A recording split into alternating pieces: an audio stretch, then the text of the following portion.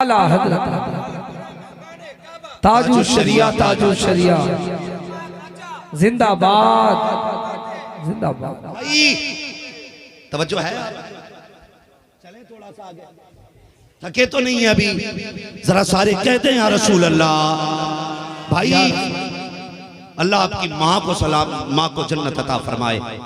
Into भाई और गुलाम मुर्तजा भाई, आज मैंने नबी की माँ का जिक्र छेड़ा है। अल्लाह इसके सदक़े में आपकी माँ की मग़फ़िरत फरमा दे। अल्लाह इस जिक्र के सदक़े में हम सब की माँओं की मग़फ़िरत फरमा दे। आमीन आमीन। अल्लाह अकबर। नबी की अम्मी ने इतना सुना, नहीं बेटे रोने की ये वजह नहीं है। माँ फिर क्यों रोई? कहने लगी बेटे आज मुझे तेरे गुजरे बाप अब्दुल्ला की याद ने रुला दिया, तुम्हारे बाप अब्दुल्ला की याद ने रुला दिया। अम्मी क्यों? कहती मेरा जी चाहता है काश मैं अब्दुल्ला के मज़ार पे जाऊं और तेरा हाथ पकड़ के लेके जाऊं बेटे, और मैं अब्दुल्ला से कहूं अब्दुल्ला अकेला छोड़ के आए थे, मैं अकेली नहीं आई हूं, तुम्हारे चमन का कितना प्यारा फूल मोहम्मद अपने साथ लेके आई हूं। अल्लाह अकबर।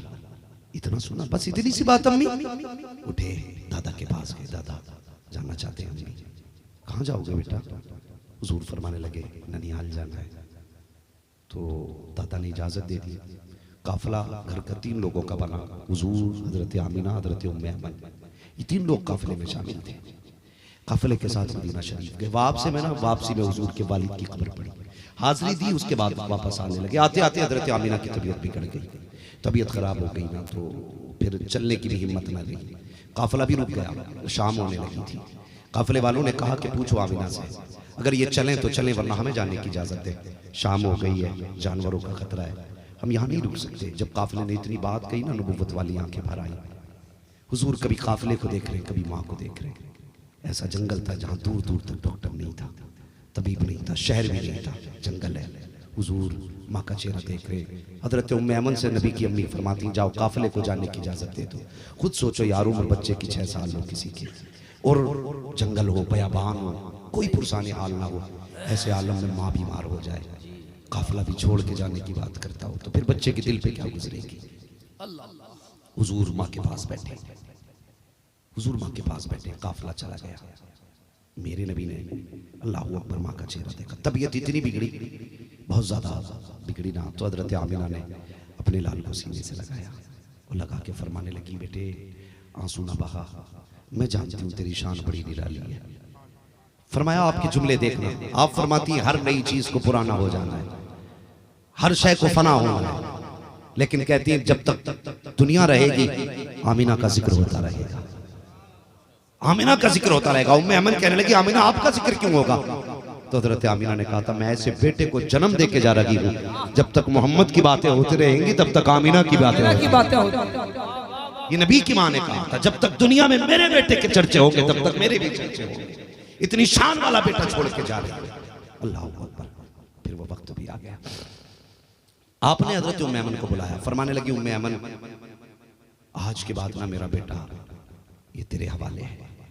माँ होती है, मौत की आगोश में जब थक के सो जाती है माँ, तब कहीं जाकर के थोड़ा सा सुकून पाती है माँ। पूरी जिंदगी औलाद के लिए माँ मेहनत करती है, पूरी जिंदगी। सुकून कब मिलता है?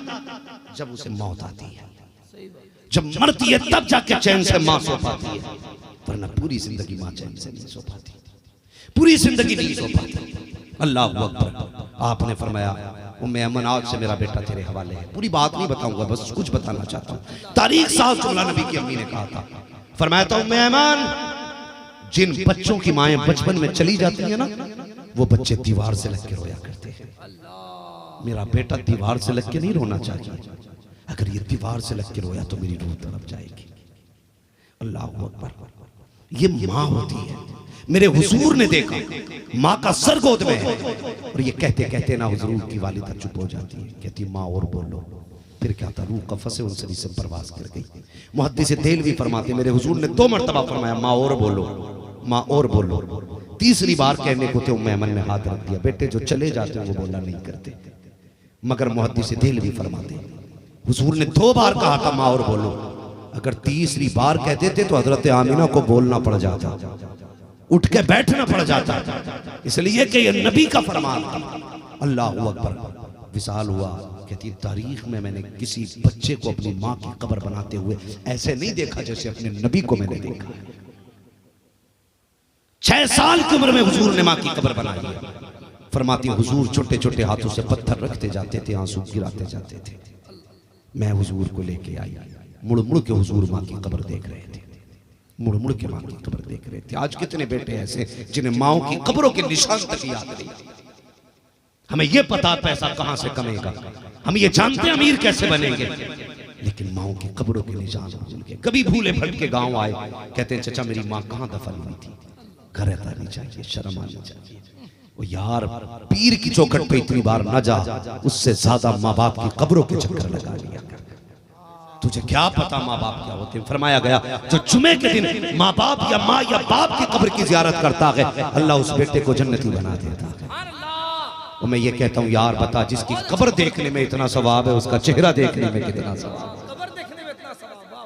बताओ ना, उसकी कब्र देखने में इतना सवाब, चेहरा देखने में कितना सवाब। आज ना, आज फरिश्ते कहते होंगे मुबारक हो तेरे बेटे ने आज हुजूर की महफिल सजा रखी है। तो बताओ एक माँ के हाथ उठते नहीं होंगे? वो कहती नहीं होगी या अल्लाह मेरे बेटों को सलामत रखना, मेरे परिवार वालों को खुशियां देना, मेरी बख्शिश के लिए इतना पैसा लगा के तेरे महबूब के तज़किरों की महफिल सजा रखी है। और यार माँ बाप काम के होते हैं, जमीन के ऊपर रखे तब भी औलाद के काम आते हैं, जमीन के नीचे चले जाएं तब भी औलाद के काम आए।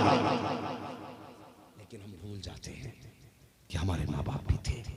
या कदर किया करो, इनकी इज्जत किया करो। चले गए हैं तो कब्रिस्तान चले जाए, समझ रहे ना मेरी बात?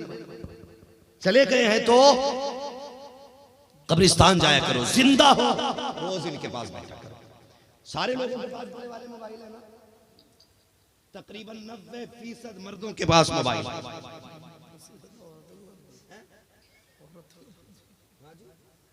सबके पास मोबाइल है मर्दों के। अब औरतों की क्या बात करनी है यार, वो तो मर्द के मातहत है। ये चाहे तो उसे पूरी LCD खरीद के दे दे, ये ना चाहे तो कुछ ना दे, लेकिन इसकी भी मजबूरी है, नहीं देगा तो रोटी नहीं मिलेगी। है सर पे बैठा रखा पहले ही, फिर कह रहा सीधी नहीं चल रही। सर पे तो पहले ही बिठा लिया, सीधी कहां से चलेगी भाई? ये भी बहुत बड़ा सबक है, कभी अकेले मिलो तो पढ़ाऊंगा। बस मेरी बात सुन ले, सबके पास बड़े मोबाइल है, कोई बंदा ऐसा नहीं है जिसके 12 घंटे मोबाइल पे ना जाते। कितना बड़ा बिजनेसमैन भी है तो आपके मोबाइल ही, मुंशी है, ठेकेदार है, मोबाइल चला रहा है, सबके मोबाइलों पर वक्त खर्च होते हैं। भाई इतना कहता हूं, तुम 12 घंटे मोबाइल को देते हो, सिर्फ 10 मिनट माँ बाप को दे लिया करो। 10 मिनट। इस मोबाइल ने इतना अकेला कर दिया समझम भाई, सही बात, इतना अकेला कर दिया। एक दस्तरखान पे 6 भाई बैठे ना तो फिर भी अजनबी हैं। 6 भाई भी बैठे अकेले, शाम को सारे काम से निपट के आएंगे, कोई ये नहीं पूछता बता आज तेरा दिल कैसा है। किसी के पास इतना वक्त नहीं है जब पूछ ले बता क्या हाल है। जो आया घर में घुसा, टुन टुन टुन टुन, दस्तरखान पे बैठ गया, सारे मोबाइल में लग गए। ओ यार घर में आया करो ना, मोबाइलों पे फ्लाइट मोड मारो, एक अलमारी में फेंक दिया करो, अलमारी में फेंक दिया करो। हाँ अलमारी में फेंक दिया करो, बंद करके मोबाइल। दुनिया को बता दो सारी चीजों के लिए वक्त बाद में है, अपनों के लिए वक्त पहले है। आज हम अजनबी हो गए, एक घर में अकेले हो गए, एक महफिल में अकेले हो गए। देखा नहीं है स्टेशनों पे कितनी भीड़ होती, सारी मोबाइल में लगे। जो इंक्वायरी पे बैठा वो भी मोबाइल चला रहा है, उससे पूछो ट्रेन कब आ रही है, फ्लाइट किस टाइम है, सर अभी बताते हैं। जो ड्यूटी है उससे अलग मोबाइल जरूरी। अपनों को वक्त दिया करो, जब अपनों में आया करो फेंक दिया करो मोबाइल। हाँ हाँ इसलिए कि मोबाइल 1000 खरीद सकते हो, अपने नहीं खरीदे जाएंगे, अपने नहीं खरीदे जाएंगे। इन्हें वक्त दिया करो, भाई भाई को वक्त दे, अपने अपने को वक्त दे। लोग कहते हैं मैंने माँ के इसाले सवाब के लिए ना 40 डेगे बनाई हैं, अब्बा बख्शा जाए इसलिए मैंने आधे गांव को खाना खिलाया। मैं कहता हूँ चल तूने बना लिया, लेकिन मैं बाप अगर अपने बेटे छोड़ के गया ना तो बाप हमेशा चाहता था मेरी औलाद ऐसे रहे, एक साथ रहे मेरी औलाद। सबसे चाहते हो ना कब्र में बाप को राहत मिले, तो भले गांव की दावत न कर सके, भाइयों की दावत कर। एक दस्तरखान पे बैठ, बहनों को भी बैठा, भाई भी बैठे, सारे मुस्कुरा के लुक़्मे खाएं। अल्लाह अकबर। इधर भाई मुस्कुराएंगे, कब्र में तेरे बाप की रूह मुस्कुराने लगे जाए। कितने काम मुस्कुराने के करते। अपनों को बुलाया करो, अपनों को खिलाया करो, अपनों को पिलाया करो, अपनों को वक्त दिया करो, अपनों को वक्त दिया करो। इनसे कीमती तुम्हें नहीं है। उन शोहरों से भी गुजारिश है जो बीवी मरने के 40 दिन से पहले निकाह मार देते, 20 दिन में मार देते। हज़रत फरमा रहे भी इसी दिन में निकाह कर लेता है बंदा। ऐसा लगता है इंतजार कर रहा था बीवी मरे मैं दूसरी लाऊं। गुजारिश इतनी है, शरीयत ने हक दिया है, इजाजत दी, आप निकाह करें, लेकिन अपने बच्चों के साथ इंसाफ करें। जो वो छोड़ के गई है ना अपने पीछे मिस्कीन, उनका ख्याल करना। कई बार ऐसा होता है ना, एक शोहर बीवी की खुशियों में आकर के अपने बच्चे भूल जाता है, और फिर बच्चे किस किस चौकट की खाक छानते हैं ये सोच भी नहीं सकता। मैं इसलिए कहता हूं मां की इज्जत किया करो, मां की कदर किया करो। इजाजत हो तो ये बात बता दो। माशाअल्लाह पूरा मजमा बेदार है, जरा कह दे या रसूल अल्लाह। सुने मां क्या होती है। मैं कभी ये इनकार नहीं करता कि दूसरी शादी ना करना,